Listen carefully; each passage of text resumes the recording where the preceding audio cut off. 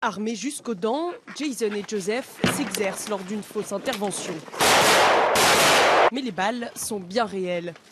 Chaque mois, ils sont une vingtaine dans cette milice à s'entraîner en Géorgie, dans le sud des États-Unis. Leur précepte, l'autodéfense et la promotion du droit de porter une arme, avec une méfiance toute particulière pour le gouvernement fédéral. Je suis prêt pour la guerre civile, les conflits civils, une attaque nucléaire de la Corée du Nord, de la Russie, une invasion étrangère, ou même de notre propre gouvernement s'il tournait ses armes contre le peuple pour le désarmer. Au programme du week-end, entraînement physique, simulation de combat, comme dans une vraie armée. Mais il ne s'agit pas de jouer. Les miliciens interviennent régulièrement dans des manifestations avec leurs armes.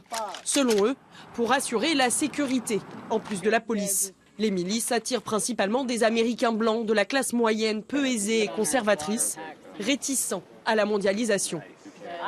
J'apprends des compétences pour lesquelles la plupart des gens paieraient. Et je suis ici en train de m'amuser avec des amis.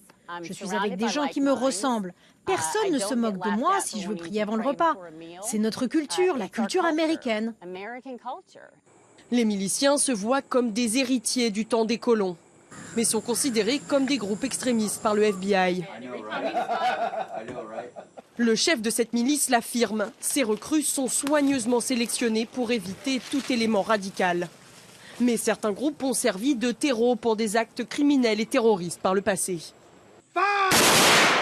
En 2016, on dénombrait 165 milices antigouvernementales aux États-Unis, un nombre qui a tendance à augmenter sous les gouvernements démocrates et à baisser quand les républicains sont au pouvoir.